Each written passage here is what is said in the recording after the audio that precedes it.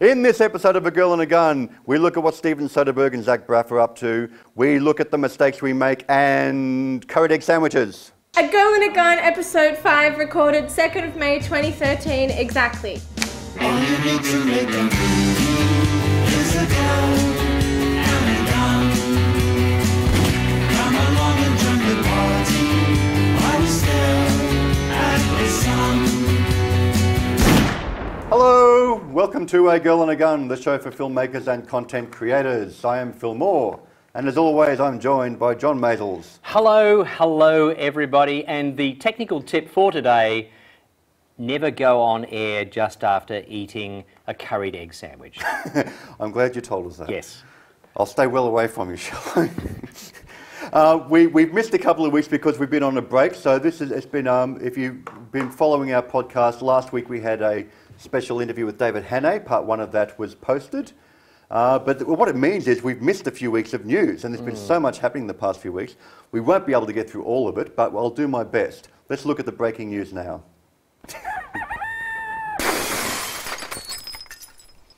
Okay, I want to start with Australian news. Umbrella Entertainment, distributor, DVDs and cinema, they've acquired the Chevelle collection. You know, the old Chevelle movies. So they've got the rights to these movies, and they claim they're going to restore them. Everything's ready to go. Managing Director Jeff Harrison said, and they're going to release them back through a festival, and to their knowledge, they're complete. They're still working with them, and eventually they'll go into DVD and Blu-ray. Now, among this collection, we've got films like, I'm looking for the titles here, Moth of Moonbai, Greenhide, In the Wake of Bounty. The key ones really are 40,000 Horsemen, The Rats of Tobruk, The Sons of Matthew, and most significantly, Jeddah, which is a classic Australian film, and everyone, if you see none of the others, you must see Jeddah when they're restored. And for people who've never heard of who Chauvel, Charles Chauvel, so the cinema at the Paddington Town Hall is named after him, but he was in fact one of the seminal filmmakers in this country. One of the pioneers of cinema around the world, in fact. And Jeddah was a breakout film because it featured Aboriginal actors, it was an Aboriginal story, and for its time, which was like mid-50s, I think. So it was pretty way out there, wasn't it? Yeah. And it's actually a very good film, beautifully shot too, by the way. So I'm looking forward to seeing that one in particular. Anyway, watch out for those. The Chevelle collection now being released by Umbrella Entertainment. This is not really Australian news, but it relates to Australia. Funny or Die have put together a very funny video about how many Australian actors are taking over jobs in LA, in Funny Hollywood. or Die? Funny or Die. You know the website? I do not. Funny or Die? They do funny stuff. Okay. And you die laughing. And because everything, talking about stuff that is funny is so funny. Yes. It's hilarious. Sorry, we just had to do that. We won't show you the whole thing, but let's show a little bit of this. We'll jump into the middle of it. This is the Australian pilot scene from Funny or Die.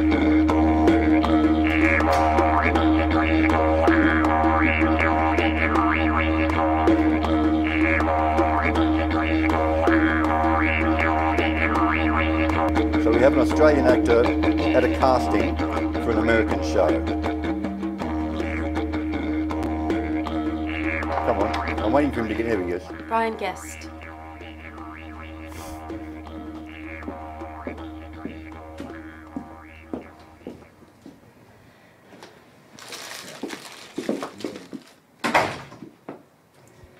You ready?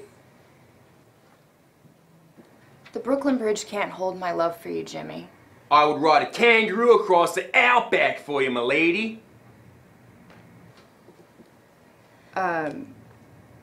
Jimmy, you're the man that I've been waiting to spend my whole life with.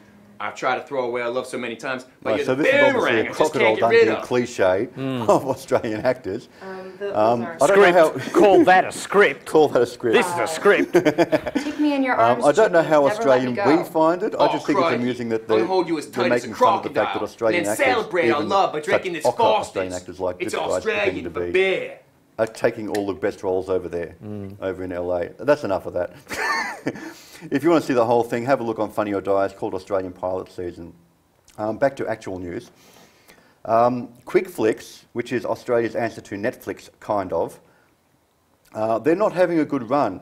They were struggling a bit last year, and they were hoping to be in profit by this year, by the end of this year at least. Well, they're losing customers. They've lost nearly 6,500 customers. Operating and investing expenditure fell by 19%. QuickFlix, if you don't know, they're a DVD rental company, and they're also getting into online videos, the kind of Netflix model. And I really wish we had something like Netflix here in Australia that was doing well. QuickFlix was our best option, but they're not doing well yet. They're losing money, and unfortunately, they received $2.5 million in new funding from debt and equity raising, it says here, taking its total cash to $3 million at the end of March. So they're getting extra money in to try and keep afloat, but they're not getting the customers. Do we know how many customers they've actually got at this point? Well, they also talk about their churn rate here. Their subscriber churn increased to 6.7, which is a measure of how many new customers for how many ones they lose. So people are coming and they're quickly unsubscribing, they're not losing interest in it. So they're not actually building the customer base. And of course what you need to do for any business model is hold your customers. Yeah, and have that churn figure being quite low, which is a measure of how many people are subscribing then unsubscribing. But it's up from 5.5% in the previous quarter. They have attributed that to the post-holiday period. Anyway, I hope they do well, because we need something like that. But I'm not a subscriber myself. From what I gather, the content is not as attractive as it is in America. And in America, in Netflix, for example, they're making, and we'll get to this a little later, they're doing a lot of original series now, because they realise just showing old TV is not going to be a and isn't that a bizarre model? It's like you come online to be able to distribute packaged material that you've got in your library cheaply to people in a way that is convenient, and then you go, oh, just a minute, we can do our own stuff. Yeah, and that's, with Netflix, they're taking on HBO and doing like House of Cards, things like that. I think in Australia, we just don't have the Roku boxes and the things that actually make this a viable solution. It's too hard technically for a lot of people, I think. Well, plus, to be fair, we don't have the population density. There's 22 million people here as opposed to 350 million people in the US. Like, there's a slight 1.5 orders of magnitude advantage there. But in America, it's like Netflix have just, they've passed HBO in terms of actual subscribers. And a story I'll get to later, which proves that they're becoming a really major player over there. But it seems we're just behind the eight ball. We're not getting that kind of online streaming video service here, which we really need. That's what the NBN will make possible. And not only will the NBN make it possible, but the other thing that will make a big difference, I think, is tariffing. So Australia is one of the only countries in the world, the only place in the world, where you are charged by the megabyte. In the US, nobody cares how much they stream. Here, if you're on the wrong plan, buying a movie online is dynamite. They used to be much more unlimited over there. They're putting caps on it now, but it's still better than we have here in terms of the kind of I'm sure that makes an enormous difference at the commercial level. It is. People are much more flexible with their data in America. So I can stream it on my iPhone over G4, G3, that's fine. It doesn't cost me any extra. Here it's expensive to do that kind of thing. Moving on.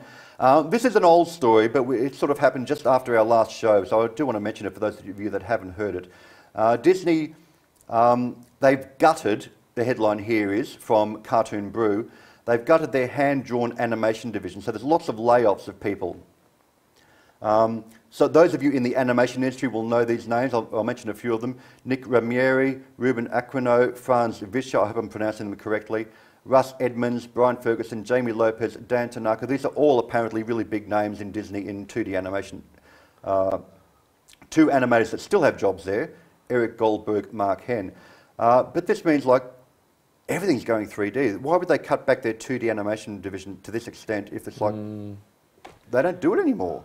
When was the last time we had a 2D animated film from Disney? I don't know. I would say that 2D animation is a hard sell. And I really hope not everything goes 3D. 2D animation is an art form in itself, and I really hope they still make good 2D animation films. I'm trying to think when the last one was. There was Mulan. What came after that? I can't think what recent ones they've been. And because Disney they've done classic 2D animations. They invented that practice. Well, pretty much the thing that was the hallmark, apart from having a mouse. Yeah, but now it's all it's Pixar, Toy Story. That's what's taken over Disney. Anyway, unfortunately, those people have lost their gigs, and they don't say they're closing it down completely, but they almost have. Anyway, those in the animation industry, watch out. But surely the deal there, the animation process can go online, but the creative business of making a character and working out how to animate a character, there's only so much of that you can do electronically. It's a creative process. Yeah, well, even 2D animation, cell-style animation, was still being done on computers. You know, you don't have, you might draw the characters originally, but it all ends up on a computer. So we're going to lose the skill of the technicians that are the next layer down from the creative people who actually draw those first shapes and say that's what the character will look like. Yeah. But what it does do, however, it creates a market for all you young animators out there into 2D animation to get out there, and because Disney's not doing it anymore that much, there's an open gap there for you to fill that hole of 2D animation films. yeah, absolutely. Yeah, and start your own company. Further in Australia, well, actually this is more international, the Independent Cinema Association of Australia have announced that they finally decided on a VPF deal. A VPS being the virtual print format. This has been toing and froing for years. And in the last year, 75% of the sector have finally come on board. Projectors have gone dark across the country as projectionists have retired or changed their roles because we're going from film to digital. So all the traditional film projections going out. But the struggle has been trying to find a way of having a standard, and you would know about this being from SMPTE, getting a standard in digital cinema, not just for the hardware, but actually for how the film is delivered to the cinemas. That satisfies the exhibitors and the film studios, and it deals with DRM and all of that.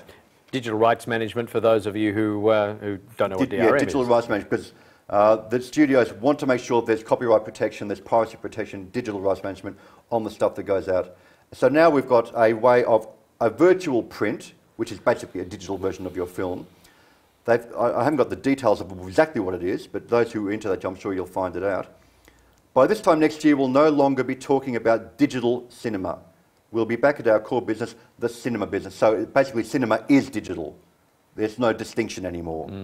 So those places that haven't still got a virtual print fee, I said format, it should be virtual print fee to deal with this. Anyway, that's now been actually finally ratified, and that's happening for those that are in exhibition business.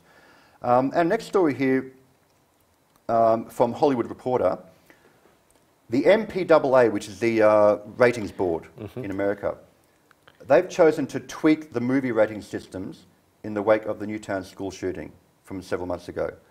So thank God America is doing something concrete about the problem with guns in America. They're tweaking the movie rating system. That'll solve the problem. Yes. No one saw that because we've got this up on the screen at the moment. Didn't they? I see. Do that again? Yes. So, you know, earlier this year, following the Newtown shootings, NATO President... So I got to do my second technical tip for the day, which is... Pick up your iPad. Yeah, I'll pick up the iPad, but just don't eat curried egg sandwiches before you go on air. They had a meeting with MPA Chairman, CEO Christopher Dodd, met with a special task force on gun violence, headed by Vice President Biden. So the American government's response to all of this is, let's make sure people understand that this is a violent film. Let's make sure that's absolutely clear. Make sure the trailers that's shown with this are approved for this film. That'll solve the problem. I mean, for God's sake. And they said, Fithian also asked on Hollywood to make fewer R-rated films. Look, R being like our M15. This is a podcast, right? So this is going out to everybody. So wherever you are and you're watching this, we think Americans have lost the plot. This is not. All right, maybe we don't think Americans have lost the plot. This will not solve their problem, but they, you know. And I look at the Daily Show with Jon Stewart, and he talks about this stuff all the time. There's somebody who hasn't lost the plot. No, exactly, and the kind of stuff that the laws they're not passing that would potentially solve at least part of this problem. Although I've never seen guns on the Daily Show. No, in fact, the Daily Show. This is not part of our roundup, but I'll mention this. The Daily Show just very recently did a whole series of stories, 3 stories, about how Australia solved their gun issue This is back with the Port Arthur massacre. And John Howard's reaction. And to John that. Howard's government reaction. And they highlighted how well we did and how well we've done since then, and what a good response it was. And saying, why don't we do that in America? Well, apparently Australia's an alien country, and it's like, we're totally different. We speak a totally different language. Yeah, it would not work over there, apparently. But we're actually much better in casting calls. Exactly. Especially if you've got a gun. We do better there, that's right. You should have been carrying a gun. But other business. Cameras, for all the cinematographers out there. Those of you who have a Canon Mark III, 5D Mark III, the DSLR camera, there is now a firmware update for those cameras. Which will turn it into a 1D? No, not quite. No. It almost turns it into a Mark IV, to be honest. What this now does is the HDMI port on the camera now supports 422 uncompressed video output. Previously, it was compressing to the card in the camera. At what rate? Does it say like a high 2K? Oh, it'll be 2K. It'll be uncompressed yes. 2K. Uncompressed 2K, 8-bit video. It also, and that also means you can have it exporting out the HDMI port, and you're still seeing the LCD screen, so that's still active. Wow. With the external thing being engaged, with SMPTE timecode. So this is a great update for the camera. It means you're getting uncompressed video out of this thing. I'm not quite sure, technically what the RAW format is. They don't say here coming out of it, but you're getting like a RAW uncompressed format. This is really going quite to an external an extraordinary amount of power when you consider, what this camera is doing. The average 5D now has more power, more ergs in it than mainframes that ran entire airline systems 20 years ago. Oh, your smartphone does that. Yes. Your now, smartphone's more powerful than a Cray from the 1970s. Well, or exactly. Yeah. So now, if you could actually run an airline reservation system on your 5D, that would be cool. So those who have those, of course, we know about the new Blackmagic camera that's like almost making this kind of thing redundant, and we hope to get those in to have a good look at really soon. We want to have one of those in the studio to throw around. Yes. Oh, we have contacts, so that may be possible very soon, in fact. We may be able to get someone in to talk about that directly. On lighting, also from NAB, just an update from NAB News, they also had some seminars there about the future of cameras and the future of the technology there. There's a lengthy article here from Broadcast Engineering. This is your kind of people, John. Future developments in imaging technology. I won't go through the whole thing. Obviously, we're talking about 4K and 8K camera, high frame rate, high dynamic range in video cameras. The thing that really interested me, though, if you scroll down a bit, light field imaging. Oh, yes. You know about this? Oh, absolutely. Light field imaging, and there's a professor at Stanford University, Dr. Mark, who's been a major champion of this, and there's a lot of work comes out of Stanford on light field imaging. This is where you have, in effect, multiple lenses on the camera. So you have multiple lenses, or you have an array of cameras. It's almost like a fly's eyeball. Well, in fact, a fly is a good example of how that works in nature. So if you were to look at the sum of all the images, it would just be a whole heap of images, and that's pretty useless. But what you can do with the light field camera, with the array, is work on the fact that every one of these images is from a slightly different perspective. Now, if you apply enough processing to that, and you can go and have a look at a thing called the Franken camera, which it's a big camera. It looks like really weird, but is sort of like their first mock-up of how this might work. You do the processing in the camera. What you can do is change your perspective of where you are and where the image is in the shot after you've taken the shot. You can refocus it. Yes. Yeah. So, for example, if you take a photo of a hedge, for example, assuming that there are enough gaps in the hedge, you can actually refocus so that you're looking on the other side of the hedge. And you know how when you focus through a flywire screen, if you focus on the other side, the screen vanishes. Well, it's exactly like that. And that's sort of one of the things you can do with light ray. So I remember there was a still camera, quite a long-looking one, that allowed you to take a photo and then you could refocus where... Well, that's exactly what it is. And this is it for motion video and high-resolution motion video. Imagine cinematographers out there just shooting and not worrying about the focus, just shooting it, especially if you're shooting guerrilla style, you haven't got time, and then you can fix that in post. And in fact, it is really amazing. So just go and have a look on the web, search for Light Rain, search for Stanford, and there are some very good on the web click-through examples of exactly how this works. Right. This particular article came from broadcastengineering.com, but yes, as you say, there are other places that are going into the more technicalities of it. Great stuff. I can't wait to get a camera that does that. Eventually we have a high dynamic range. What was the technology called again? I don't know, this was your story. No, the light field imaging. Oh, yes. You know, that, like the camera's doing all the work for you, and we already have this with colour grading and things where most of that hard work is done in post. You know, but it's still not most of the hard work. This is exactly the same as the animation. You can have the tool, and the tool can do lots of wonderful things, and everybody benefits now from happy snap cameras that just let you take a photo and have a reasonable expectation it'll come out okay. But no amount of high technology takes the place of actually being able to frame. And no amount of technology takes the place of telling a good story. Exactly. So it's still just tools for the job, and learn to use the tools. Still on cinematography, our next story here this one comes from Kodak, in fact. And you can see why it comes from Kodak. It's Vittorio Storaro, a world-famous cinematographer, done a lot of films like Apocalypse Now, I think, The Last Emperor, Reds.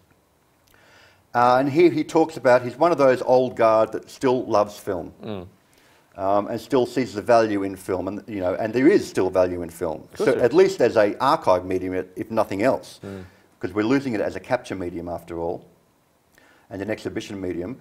But for the cinematographers out there, check that out. It'll be in our show notes, the storyboard, and it's on motion.kodak.com. Moving right along, just some updates from NAB. This one from our friends at Studio Daily. Remember we talked about Intel doing a new version of Thunderbolt, the interface standard, 20 gigabits. Well, they're now saying they'll have that ready by the end of this year. Wow. They'll have that, and it'll be widely available by next year. So that should be coming out in 6 months or so. We should start to see that. We've also talked about a little bit about piracy and torrenting in this podcast. The whole a little bit, and it'll be an ongoing issue for us, I know. BitTorrent, which is the popular format for piracy. Now, BitTorrent, for those who don't understand, BitTorrent itself is not a piracy platform. It's just a way of enabling multiple downloads from multiple sources. It's a peer-to-peer networking technology. Peer-to-peer exactly. Networking. It in itself is not illegal, and what it does is not illegal. It's just being used by a lot of people for illegal downloading of copyrighted content. But the technology itself is not. It's made it incredibly popular, of course. Yes. Yeah. Well, there's a company here, Cinedigm. Hollywood says they're doing a deal with the devil. Basically, Cinedigm have announced this week that it would offer the first 7 minutes of the new Emily Blunt, Colin Firth movie, Arthur Newman, and they'll offer the first 7 minutes exclusively on BitTorrent, which is about 170 million people worldwide. And the studios are up and down saying, why are you giving away a chunk of your movie on BitTorrent? Well, it's not the whole movie for a start. Yeah, it's not but that's no different to what happens on subscription television in Australia. So if you can go and watch the first, 6 or 7 minutes of a movie on Foxtel. Yeah. And then it locks off. If you haven't bought the movie by then, it locks off. Well, of course. What they want you to do is get sucked into the movie and pay for it. Well, it's a tease to try and get you to want to go How out and different buy is this? That sounds it's not much different to a trailer. Perfectly sensible. Of course, there might be the other unexpected, unwanted effect of this, which is when 170 million people who know about BitTorrent. Well, what about the others who are now going to dip their toe in the water and go, "Ooh, I like the start of that movie. Can I get the rest of it?" So I'll do a search. I'll find someone's put up the whole movie. The whole movie. And just download it. Well, you run that risk. But I think they're using it wisely for BitTorrent as a promotional tool. And films have done this, indie films have done this before. They've actually given away the whole film, or they've used it as a marketing tool. Not everything on BitTorrent is illegal, after all. No. A lot of indie musicians and filmmakers are free, happily put their stuff up there. No. For free. And it works for Korean singers, so why wouldn't it work for everybody else? Right. So this company is actually using it as a marketing tool. Sure. But Hollywood's up in arms because they're saying they're doing a deal with the devil. I hope there's more of this kind of thing to try and legitimise BitTorrent as a platform. Yes, piracy is an issue. Obviously, we don't support piracy and people downloading illegal movies off their holus bolus. We do have to deal with that. But let's not throw out the baby with the bathwater. You know, the technology is a good, valid technology. Although, again, it's one of those technologies that maybe isn't so wonderful in Australia, because if you're part of a peer-to-peer network, so stuff is coming into your computer and going out of your computer as part of the BitTorrent arrangement, that adds to your data. quota, yes. and it's all being sucked through your machine and your network. Goodbye so quota. If you're downloading and if you're sharing a lot, yes, it'll eat up your bandwidth a lot. Exactly. Bring on the NBN. Yeah. Bring on the NBN. And, you know, hopefully better pricing, so, you know, everyone can afford decent bandwidth. Moving right along. Moving right along. A company has, there's a DP Preview, I've got a thing here, free online tools to create what they call hyperlapse videos using Google Street View. Can we just run the video, then let's have a look at what this actually is? It's better to just show it, I think.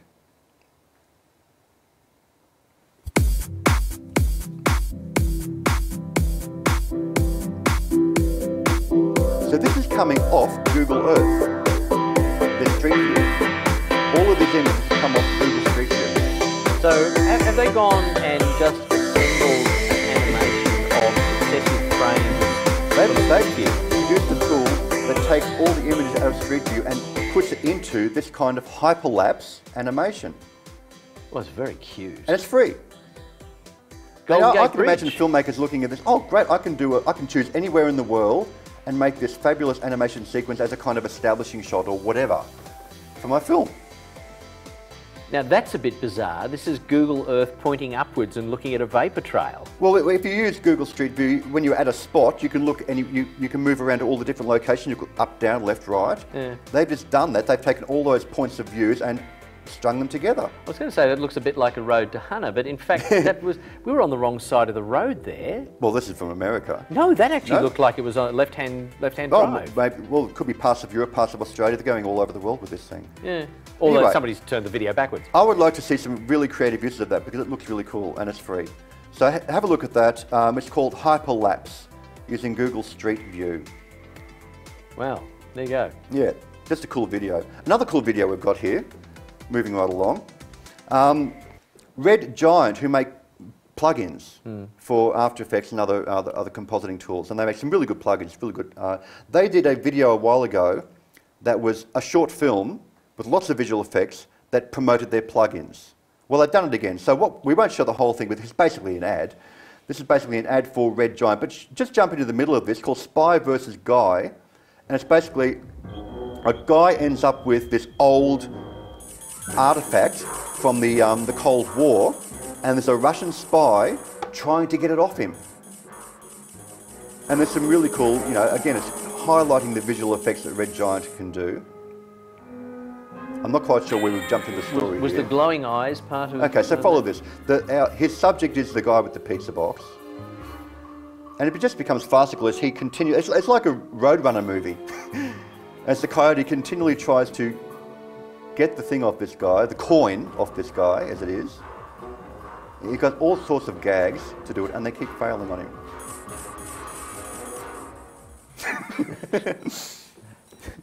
Goodbye Anyway. to bird. That's on Vimeo. Just do a search for Spy v Guy on Vimeo. It's very funny, actually. It's very well done. There's no dialogue in the thing at all. So it's a very well made short film. And it's just a glorified promotion for Red Giant software. But it's really nicely done. Does look like a lot of fun, doesn't it? Yeah. Very well acted, actually. I don't know if we can look at the next piece there. We had trouble getting the video to work for this. Is the Kevin Spacey video working for us? I don't know. Just show it on screen if it's not. But we were talking about Netflix earlier. House of Cards, which is the new series, the remake of the British series that Kevin Spacey's doing in America. Okay. So apparently the video's not working for us, but I'll talk about it. House of Cards has become a massively popular series in America. It opens here in Australia on Foxtel next week. So if you've got Foxtel, if you've got Showcase, you'll be able to see it on Showcase and on Foxtel. Or by the time you're watching this, it'll be it's last running, week. Yeah. You'll be able to watch them all. You'll be able to watch the repeats on repeats But and repeats. the reason I bring this up is they've used Kevin Spacey's character from House of Cards, and they did because they just had the correspondence dinner with the president and all the White House correspondents. And it's all a bit of fun. And they had this rather lengthy, how long is it? It's like 8 minutes or something. Kevin Spacey in character as this politician from the White House, talking to all these actual politicians, actual White House correspondents in character. It's mildly funny from our point of view because we don't know who half these people are. It was very funny for them.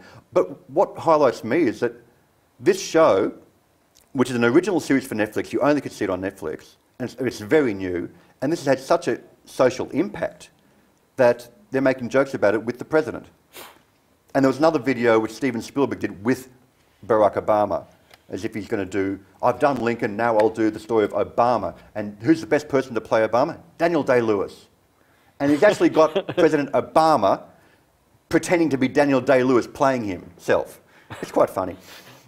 But it's amazing how these shows, this cultural stuff is making such an impact on American politics. Yeah, I remember in the 80s when Ronald Reagan was citing Rambo and they were using Bruce Springsteen. That's when it first really happened, because Reagan was, of course, an actor. Well, Reagan was an actor before. Exactly. So he yes, looked very good with a chimp. And he understood how cultural things like that could be useful to them. But it's really taken off in the past few years, I think. And Obama's doing it really well because he uses Twitter and all the rest of it. He's very savvy with this stuff. I just find it fascinating that a show like this has had such an impact on the American politics already. I think that's good. Look, this is art imitating life, imitating art, imitating life, imitating something else entirely. And the fact that they're laughing at themselves, and because he's a very unlikable character in the show. He's a real Machiavellian type character. Kevin Spacey character. Yeah. And I'm anxious to see the series. I've chosen not to download it off BitTorrent. I'm waiting for it to appear and it starts next week. That's so good. And then you can watch it for free on the after party on show TV site, whatever it is that they show on. Well, you know, it's the ones where you can download it after the fact. Yes. Oh, yes. Yeah. I mean, in fact, for free, they're going to put the entire series up so you can watch a lot of it in a run. They're not waiting to show it week after week. If you want to watch the provided whole thing, you're a subscriber. If you're a subscriber, which I am. Fair enough. Exactly. And you've got a good enough plan. Sorry? And you've got a good enough plan. Good enough, yes. Well, Yeah. I do. I know a lot of people don't. This was the issue with Game of Thrones. If you don't happen to be a Foxtel subscriber, there's no way to see it easily. No, I mean a data plan, but yes. And that's why it's the most pirated show out there at the moment. Piracy again. George R.R. Martin is quaking in his boots with this one. Come on. Well, he's not worried too much about it. I think not. It's good promotion. Steven Soderberg did a keynote speech at the San Francisco Film Festival this week. And again, we're not going to play the whole thing for you, but let's just jump in and show a little bit of Soderberg during his talk, if we could. Looks exactly the same. It's because of testing. It's because anything interesting scores poorly and gets kicked out.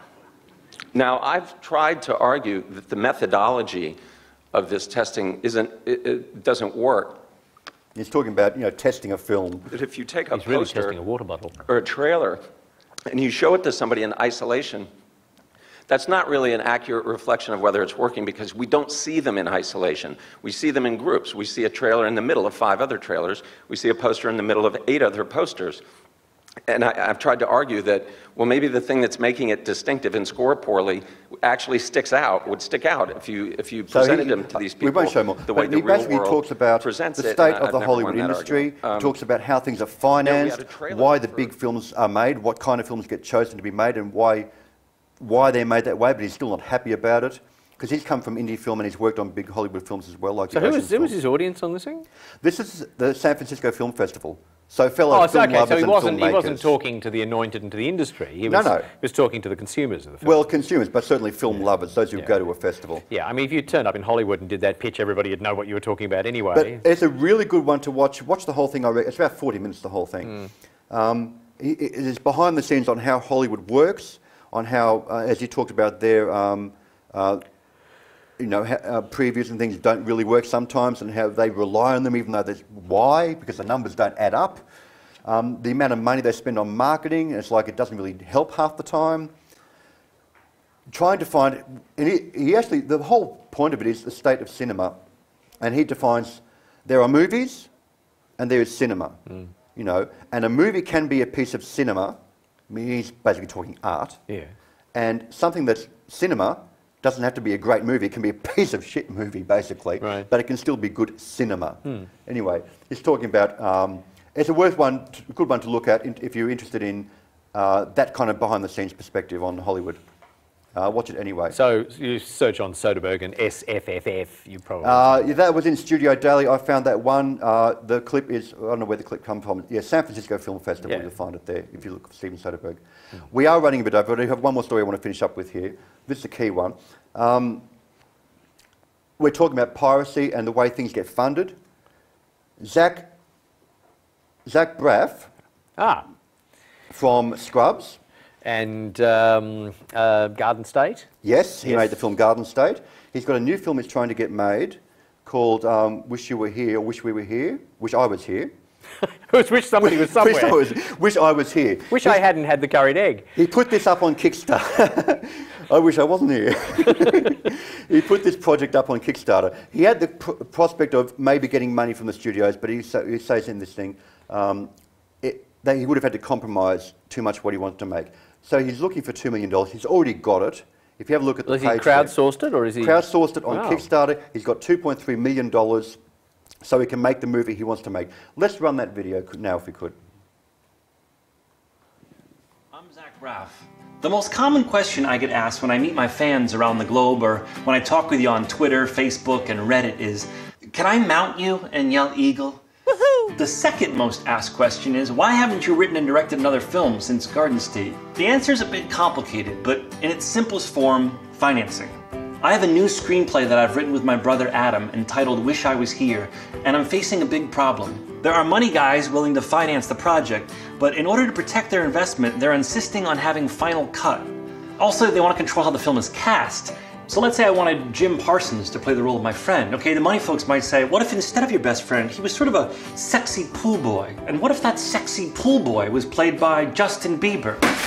I want to play a sexy pool boy. There is no sexy pool boy in the movie. I want you to play my friend. Why can't your friend also be a sexy pool boy? Why would I be friends with a sexy pool boy? How did you get in here anyway? I rappelled through the skylight. Well, I'm kind of in the middle of something. Yeah, okay. Just so you know, though, I am willing to tan and do push-ups. Or let's say, for example, you have the funniest idea for a cameo for Donald Faison. The money folks will say, we love Donald, but first we'd like you to offer that role to Denzel Washington. Hold on, who are these money people? I will kill them! Okay, calm down. How did you get in here? You gave me the key. I know, but I keep changing the lock. Listen, money people, I'm the one who told Denzel to cry in glory. He was like, I'm not gonna cry. And I was like, Denzel, you cry, it's an automatic Oscar. No tears, no Oscar. Guess who cried in glory? Okay, this is completely off topic. Could you get out of here? I'm trying to do something. Yeah, sure. Come on, Fresca. In the fridge. Thank you. That brings us to Kickstarter. After I saw how the amazing Veronica Mars fans rallied around that project in a mind-blowing way, I couldn't help but think, like so many others, maybe this could be a new paradigm for filmmakers who want to make smaller, personal films without having to sign away any of their artistic freedom. You see, most people don't know this. Garden State never ever would have gotten made had it not been for a sole investor who wasn't even in the entertainment business. He was just a fan of Scrubs, and he believed in me and my script. But most importantly, it became a very special film to a lot of you who did understand what I was trying to say and related to my personal story in a way I never could have imagined was possible. Basically, Wish I Was Here is a dramatic comedy in the tone of Garden State, starring and directed by me. I wrote Garden State about a time in my life when I was feeling overwhelmed and lost in my 20s. I guess you could say Wish I Was Here is about the next chapter of your life in your 30s. Not a sequel in story, but it's a continuation of the tone. I will say there's a whole Comic-Con component as my character's brother decides to enter a cosplay contest to win over the heart of a sexy young furry. I'd be inclined to show the whole thing, but we'll probably get pulled off YouTube if we practically live show there. it all. I could be like Just a stop it special there. advisor. That would be amazing. Chris Hart. Do watch the rest of it in your own time. He goes into a bit more detail about how they plan to do this and why they've done it. He's an incredibly compelling presence on screen. I mean, it's very good, and the fabulous sell with humour. I mean, why wouldn't you go and back somebody and like this this? is how you do it. You make a great, compelling video that pitches the project. It's funny, and yet it gives you all the details. I think he doesn't need to go any further. He could just show that in cinema. People would come and pay for it, and that'd be fine. Well, if you look at, let's go back to the webpage. Just scroll down on the webpage there for me, if you could. Because then in the text here, if you want to know the details, it goes into more about the story, more about the soundtrack. So he's got it planned.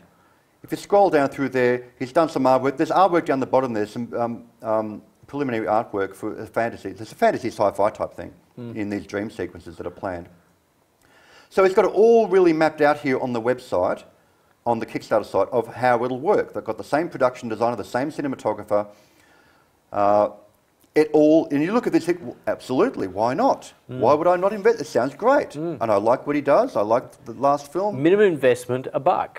$1. And there's this, I highlight this for a couple of reasons, apart from the fact that well, he's already got the money, $2 million. And I don't know if he's bumping anything else. Well, at the time that we were recording this, it was still going to be open for another couple of weeks. Well, it's another 22 days to go, yeah. Yeah, you know, as at now. I mean, the fact is, if you invested in this, and if there is a return, because I haven't seen what the deal is on the website, but if you're going to get some money back from this, this is actually a better bet than Lotto. That's the thing. With Kickstarter, there cannot be a guarantee of money back. You are not an investor. You're a donor. And all he's guaranteeing you, depending on how much you give, you'll get tickets to the premiere. Someone gave, I think, $10,000, and they're getting a part in the film, a speaking part in the film. But you can't guarantee a return on the investment, like a financial return. Otherwise, it becomes an investment. $10,000 for a part in the film and an invitation to the premiere, I think. But a lot of people have criticised this for saying, look, you're doing pretty well. Why don't you make this with your own money? And he comes back and says, well, I'm not Oprah. Yeah, I'm doing okay, but it's like, you know, I just don't want to go the studio route. And I have fans. If you don't want to invest in this, don't invest in this, or don't give me the money. This is for the fans. And I support him in this. I haven't put any money into it yet, but I might. But there are critics of this saying, people who put money into this kind of thing, or any kind of Kickstarter project like this, why would they do it? You're getting money for free. You could potentially rip people. You know. Well, you could, yeah, you could. But you know, it's like, this is a new model. It's a different model. This is altruism completely dead? I don't know, but it is possible that people will put this in simply for the satisfaction of having the creative output enabled in somebody they believe in, and that video clip is very compelling. And that's the right word, altruism. Because of the state of the film industry and the music industry these days, because of the state of piracy, etc., the best way for an artist, frankly, to get their stuff made the way they want to make it is to go to the fans, if you have a fan base like he does, and say, invest in my film, or give me some money to help me make the next thing, just enough to live on. I don't expect to get rich, but enough to make the project and for all of us to make a bit of money off it, and we get to make a film that you can enjoy. Well, there you go. Isn't that wonderful? Zach Braff. That's how it was in the old days, centuries ago. Yeah. You'd have a sponsor, you'd have a, you know... Well, you're talking about before film. Before film. Centuries ago, you are talking about before film. I'm talking about artists and musicians. Right. Yeah. Well, you had a sponsor or you died. It was pretty simple there, Phil. But you'd have a wealthy patron. You'd go after a wealthy patron, but I don't know that you'd be getting $1 from each of the other serfs in order to not to be... We're now crowdsourcing our patronage. Yeah, that's the idea. Anyway, good luck to him. That's our news of the week. There was a lot there because we had a couple of weeks to catch up on there. What we're going to do right now, though, is we're going to jump into our next tutorial in our series with Paul Howard.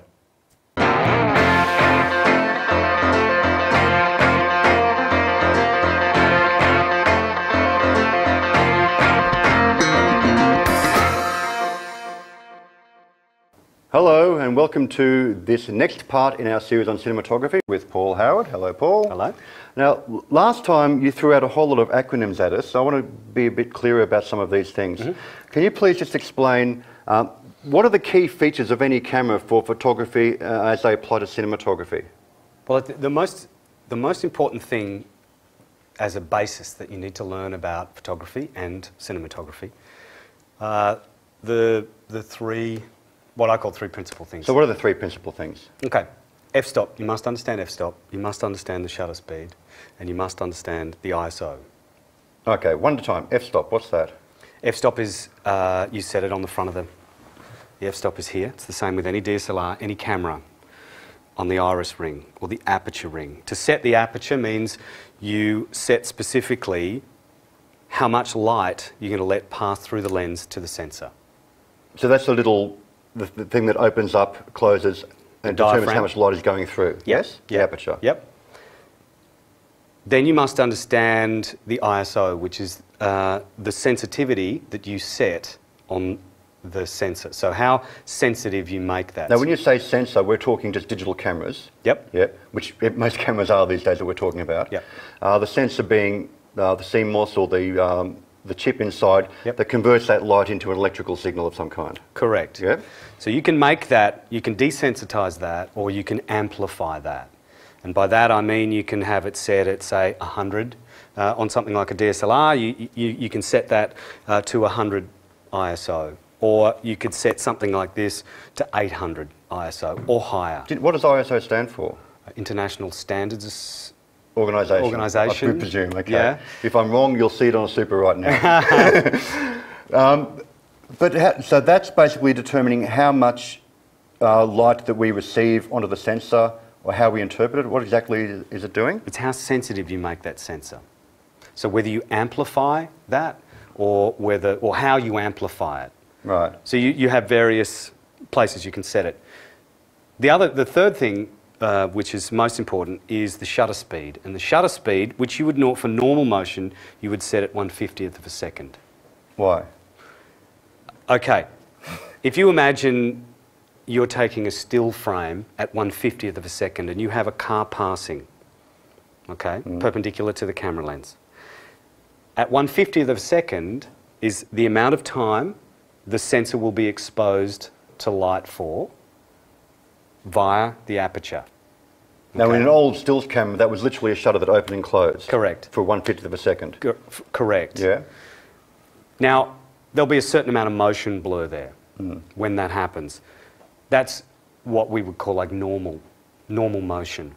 If you choose to shoot it at 1/100th of a second, you'll get half as much blur. You'll need twice as much light, but you'll get half as much blur. Which gives you a much more staccato, cleaner, crisper image. Correct. Yeah? And if you go to 200th of a second, it's an even shorter amount. If you look at a lot of the Bourne films, just as an example. Well, the best example is the opening sequence of Saving Private Ryan. Exactly. Where he used that exactly. high Something shutter like speed. a 45 degree shutter. You can also, in this particular camera, you can also set that as a shutter angle. And that's a different kind of thing. It's like the difference between some of these cameras we'll call ISO, gain, and in this particular camera you set the gain settings, low, medium and high, and they'll have it as a decibels, a dB setting.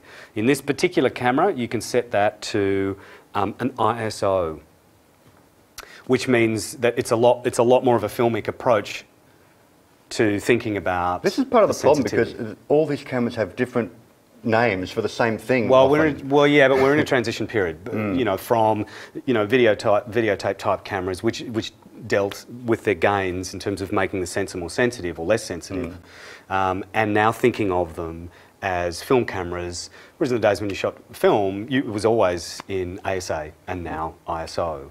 So the f-stop, just to recap, f-stop aperture is how big the hole is that lets the light in, how much light gets through. Yep. And you determine that based on how much light you've got in front of you, how much light you set for the scene, or is in the scene. Okay. And how much light you want to get in. Yep. Yep. Well, yes. Yes and yes. Yes and Depending on what you're after. Depending on what you're after. The ISO is how sensitive the chip inside the camera is to the light that it is receiving. How sensitive you make it, yep. Yeah, how sensitive you make it to whatever amount of light that the aperture let through. Yep. And then the next step, which was the shutter speed, how often that chip or that shutter is... How long it's open for, how long it exposes for. Yeah. Yes. Yeah. And the faster it is, the less motion blur you're going to get. And the more light you'll need. And the less light is getting through, therefore the more light you need. Yep. Yep. Yeah. Right. But, you know, photography, those three things in photography, I use them every day on set. So for me, in terms of this learning environment, you get that into your head and you fully understand the correlation between those three, and you'll really have an awesome set of tools at your disposal to manipulate the image according to how you want to, creatively, emotionally, appraise a scene. You can use those three to do a whole bunch of different things. And I've found that once you understand that basis, you really, you've got a good handle on being able to step forward technically and understanding, more deeply. Okay, so these are the three principles that apply to any digital camera, any camera generally speaking. Any camera, yeah. Any camera. Thanks very much, Paul. No worries, thanks.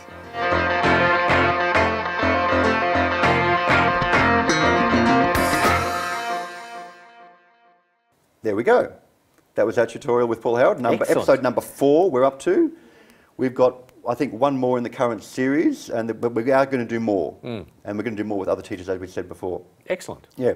What I want to jump right into now, because we're sort of already running a bit over time, some of our students here have put together a little package for us of some of the mistakes they've made. This is the what not to do. What not to do, the things to watch out for, the mistakes that every filmmaker, every young filmmaker goes through. Filmmakers never make mistakes, Phil. No, I never have. I know You've that. never for made a fact. mistake. Never, ever, ever. Let's run that. Here we're going to point out some common mistakes made by first-time filmmakers, and here's our first one right here. Right there is the crew's equipment. Yeah, that really shouldn't be in shot. That should be behind the camera or just way out of there. It shouldn't even be near shot at all. Here's our second one. Right here we have some terrible acting, but let's just stop here and go back because I saw something back there. Yep. And zoom in. Yes, that's it. Right there is a lighting stand. That really shouldn't have been there, guys. The camera guy should have seen that sooner. And here we have some kidnappers. You're dragging some guy around. Here we go. And right there we see a little knee pad. Kidnappers really shouldn't have given that guy a knee pad. I mean, seriously, what kind of kidnappers give someone a knee pad when they push him around? There seems some really nice kidnappers. Look at them. Some nice guys right there. And here we have this. Look at that. Right there. You see, guys? Yep. See, that slate is out of focus. Like, really out of focus. What's the point of a slate if you can't even see anything? Like, now the action's been called, but look. These actors are out of focus as well. You know what is in focus? These leaves are in focus. The actors aren't in focus. That's just... What? Why? Okay, so now we have this guy being dragged away by these two other dudes. But what do we have here? Like, who's this guy? Is he part of the scene? I don't know. Is he meant to be there? But hey, look what he's eating. Seems to me like he's eating a banana. So there's some highlights from some of the short films some of our students have been making. This was when they were in Cert 4 level, so this sort of stuff happens. Oh, it never happens live in the studio, of course. No. Those of you who've been watching very carefully on the side will have seen me trying to brush away the fruit fly that is coming around here. And I don't know why there's a fruit fly in the studio, but I can just say, like, don't ever do the curried egg thing. I think that could be a new segment for us. How not to have curried eggs. Well, it's a technical the mistakes. tip. What? Here we go. Curried eggs. There's your lunch, John. It's just, you know, this is live television, what can we say? This will be a new segment for us. Curried eggs. Curried eggs. And what you can do that looks like it's live, but when it's really pre-recorded. No, I think if we can get people to send in... The curried egg? No, please. Nobody send in curried eggs. Don't send us your curried eggs. If we can get people to send in the mistakes they've made in their filmmaking experience. Look, we know about the famous ones. We know about in Star Wars, the guy bumping his head and things like that. And there's plenty of other shows that look at... Well, the Roman centurion who's wearing a wristwatch, you know, everybody does that I want stuff. to see the ones that you've made. Send me your bloopers. Please. From films that you've made, okay, your outtakes. Just send them directly.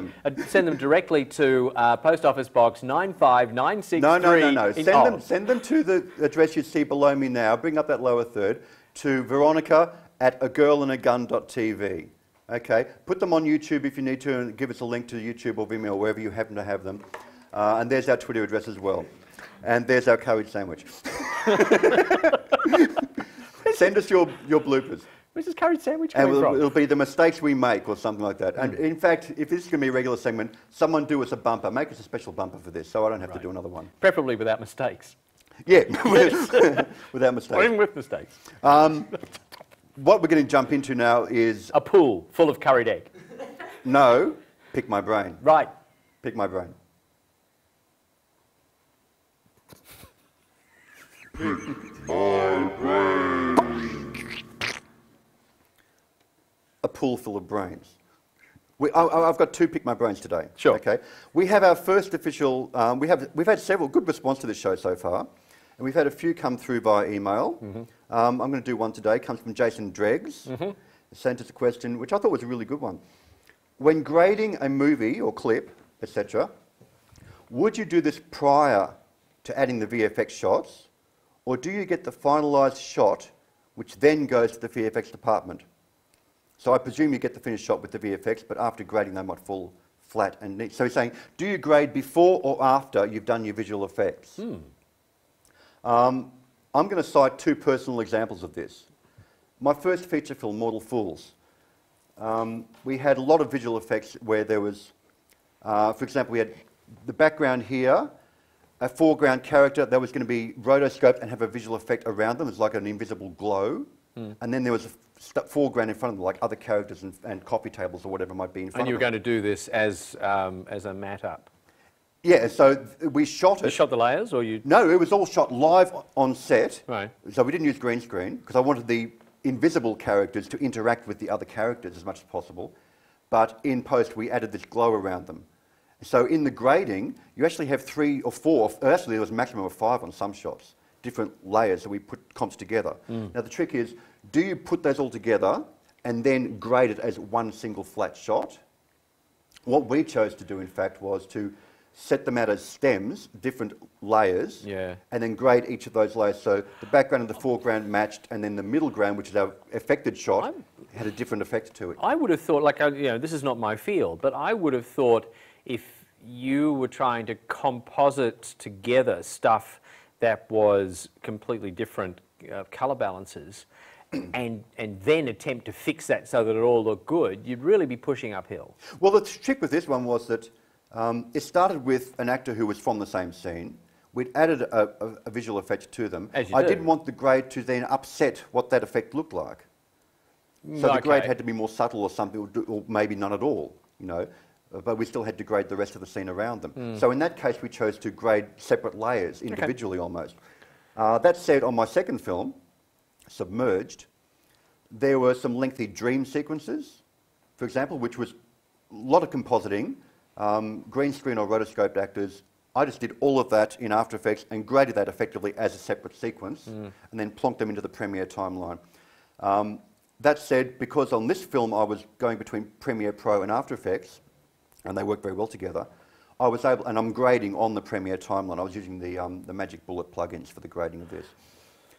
There were some shots that I just did in After Effects and let them be. There were some shots I did, I expected to grade them in Premiere, and I sort of expected that, and I'd go back and forth sometimes if I had to tweak things, The short answer is it could work either way. It depends entirely upon the project. So Submerged, was this a film about underwater? There were parts, this is one we talked about in episode 1, I think. With dreams? Yes. So this was wet dreams? No. Oh. There were girls being drowned in the film, so there were some it was a comedy. sequences. No, it was not a comedy. It was a horror film, thriller. But there were some heavy visual effects in that. I guess the short answer is, depending on the visual effects, in a larger film, I would imagine you would want the visual effects to be done pre-grade, and then you grade them with the rest of the film to make it all match up. It depends what you're doing, So the answer is, it depends. It depends. It depends. It's really depends. Good. We have a second Pick My Brain question. Let's run that video now. Hi Phil, my name is Mo, and I would like to know how to direct a film on which I'm also acting in. I couldn't hear that here, but I happen to know what the question was. Which was... Okay, so we'll just cut this in. How do I direct and act at the same time in a film? Depends on whether you've got a crew. It depends. It does. Again, I've done this a little bit. I did it certainly on some of my short films where I've acted and directed, because I'm trained as an actor initially. And there are famous examples of people that direct and write, act and direct in their own films. Well, Woody Allen. Classic. Clint Eastwood. It can be tricky. It can be tricky when you're acting in a scene and you're being an actor. You can't really wear the director's hat. How do you tell yourself that you're crap? That's one of the tricks. How can you judge your own performance when you're directing?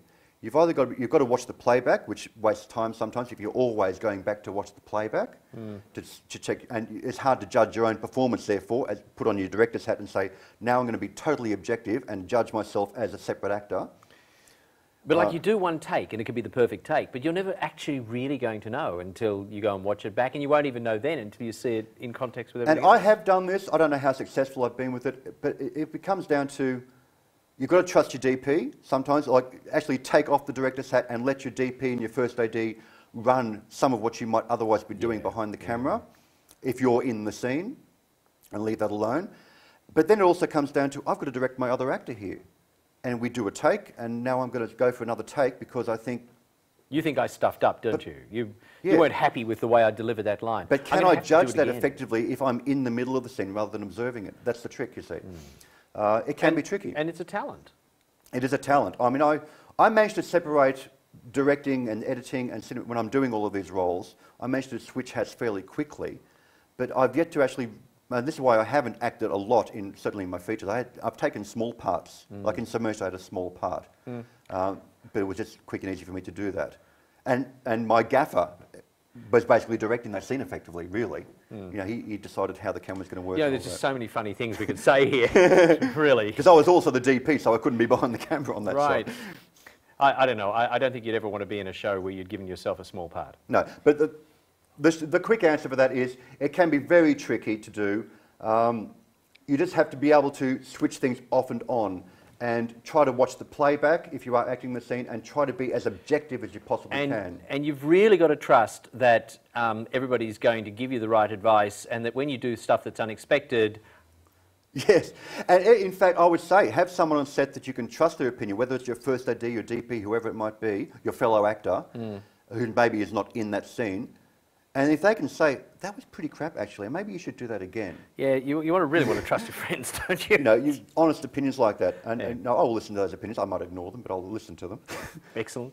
And I would say if you're going to act in the film, make sure you choose a part that is right for you. Therefore, that you can be fairly natural. You don't have to worry about, am I acting this appropriately? Because you'll do it naturally. It's really like doing a panel show, isn't it? Yes. Yes. If you cast yourself well, it shouldn't be a major issue. If it's an ego thing, I can't help you. No, so moving right along. Moving right along. Okay, that's actually our show for the day. That's it. There are 2 Pick My Brain questions, and I don't know how long we're running, but that's enough, I reckon, for this episode. It was jam-packed. Thank you all for watching. Thank you very much. If you want to contact us, if you want to send us a Pick My Brain question, bring us up that lower third again if you could. Veronica@agirlandagun.tv. Or Twitter us at @agirlandagun. Can we get that lower third up there? Thank you very much. There we go. So that's how you can contact us. You can watch us on YouTube. We're still getting our website organised and our RSS feed. That will happen very, very soon. Oh my God, John. Oh my God. That's a wrap. And that's a curried egg sandwich. All you need to make a movie is a gun. Come along and join the party while we stare at the sun.